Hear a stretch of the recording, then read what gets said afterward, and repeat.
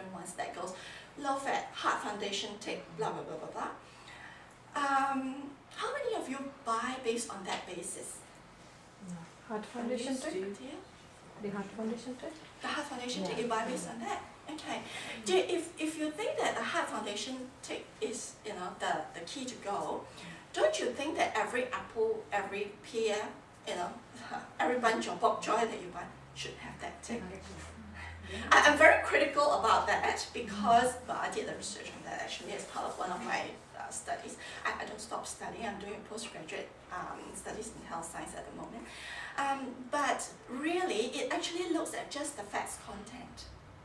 Okay, and it looks at the salt to a certain extent, and it takes on things like margarine.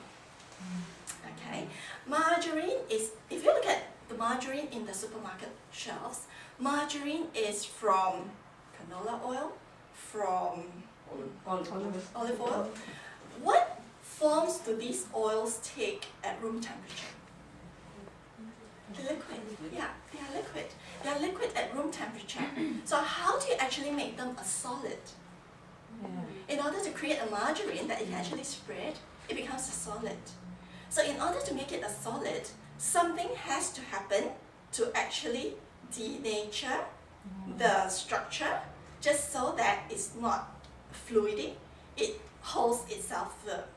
Okay, don't you think that that structure itself will actually also have an impact on your heart? Okay, and happily you get a heart foundation take. Right? I always try and just instill some seeds, just so that people are a bit more critical when you actually look at food labels, because there is a fine line between healthy per the food companies or the media and healthy per what the ultimate chemistry of the food comes down to be. Yeah. So a lot of times when they try and keep it to low fats, do you know that foods that are low fats are really bland? It has got a really bland mouthfeel. Yeah. Try just steaming some vegetables with no fats, no nothing in it, and eat a whole bowl of it. It will be such a challenge because it is yucky. Yeah.